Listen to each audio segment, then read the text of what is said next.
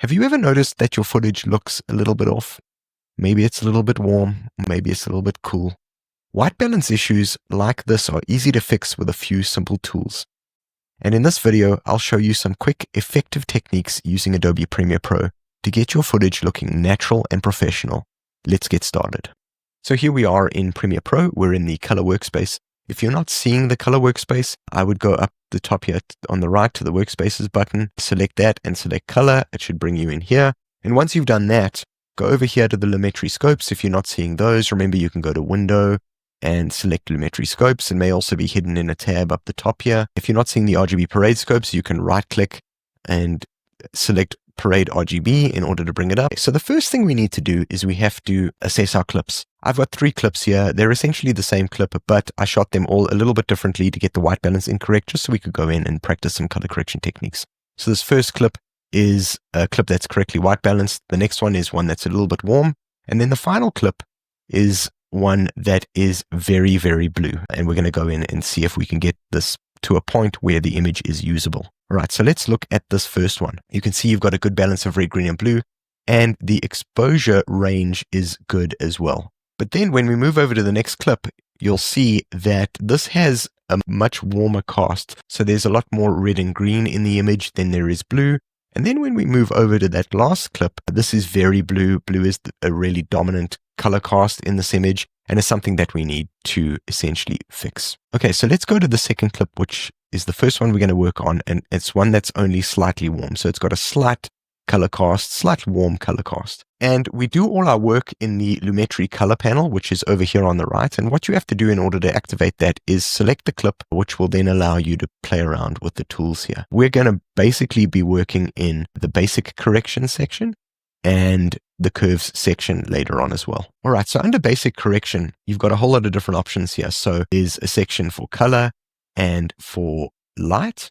So color, there's a white balance dropper here. We'll use that in a second. The temperature slider, the tint slider, saturation slider, and then under light, you've got exposure, contrast, highlights, shadows, whites, and blacks. So the first thing we're going to do, and the first kind of technique that I'm going to show you is probably the easiest technique. It may not work every time. You essentially need something white in your image in order to use it. And that's the white balance dropper. So if you click on this guy and you move over to your image and you find something white, in this case, I've got some snow on the ground that I can use. If you click on that now, it should adjust your image to get you to a much better starting point. And you'll see that that is looking a hell of a lot better. I might go in and adjust the shadows up just to make sure that the trace isn't touching that bottom line around about there. I'm going to bring the highlights down just to bring those underneath this top line, because remember, you never want to touch this bottom line or this top line, because then you're essentially either crushing the shadows or overexposing your highlights. Okay, so that's gotten us to a really good starting point.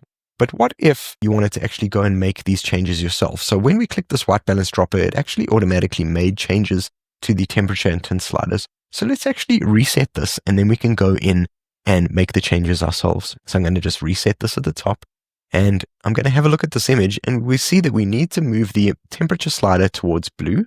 So I'm going to do that right now. We're going to try and even things out a touch. And then we also need to bring the green down a touch. I'm going to just tweak blue again. Going to maybe just drag the highlights down, maybe bring the shadows up a touch as well. And now you see we've gotten it to more or less the same place that it was when we used the white balance dropper. So those are 2 different techniques that you can use. But what if you have a really hard image to work with like this one? So what I'm going to do now is I'm going to select that image, and I'm going to go and try the white balance dropper first. So let's grab that there.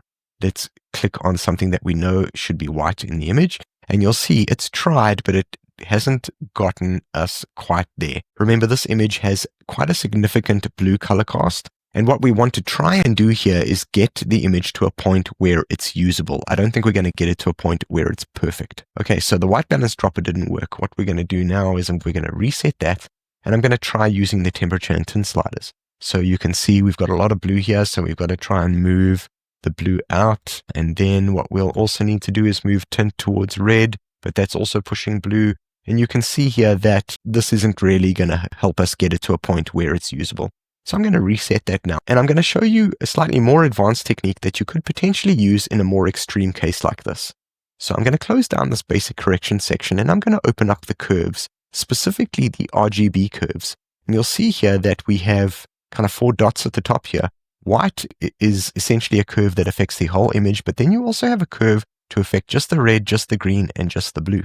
And how this works is you've got your input at the bottom here and your output on the sides, and it's shadows to highlights. So if I grab this bottom one, for instance, and I drag it up, it means I'm lifting up the shadows on my output. And if I grab this one at the top, it means I'm dropping down my highlights from the input to my output. And you can also make as many points on this as you want to affect other ranges. So midtones will be somewhere here in the middle, but we're not going to do that right now. What we want to do first is we perhaps want to start by working with the blue curve. So I'm going to select the blue curve, and I'm going to grab this top point, which is your highlights, and I'm going to bring it down and try and get it kind of more in line with green. And then what I'm going to do is I'm going to select the red curve, and I'm going to just grab this point at the bottom, and I'm going to bring the shadows of the red up a touch.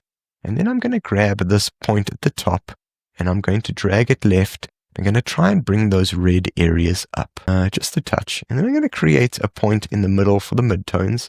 I'm going to just start dragging that up to try and stretch those areas a bit. It's maybe a bit far. And I'm going to go back to blue. And this is a bit of trial and error. You're going to be moving between the different red, green, and blue curves to tweak and try and get this image to a point where it's possible and usable.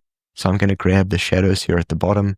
I'm going to just drag them down just to kind of stretch that a bit.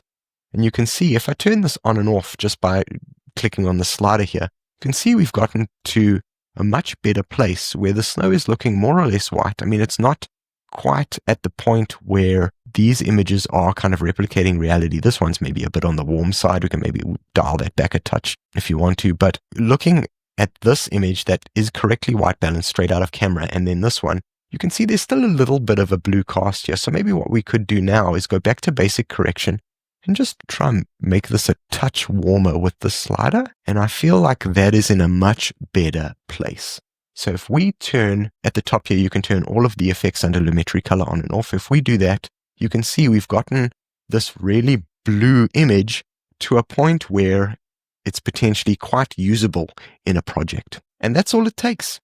With just a few adjustments, you can fix minor color balance or white balance issues and make your footage look natural and polished. If you found this helpful, I think you'll like this next video. And don't forget to like and subscribe and hit the bell icon so you never miss a tip. I'll see you in the next video.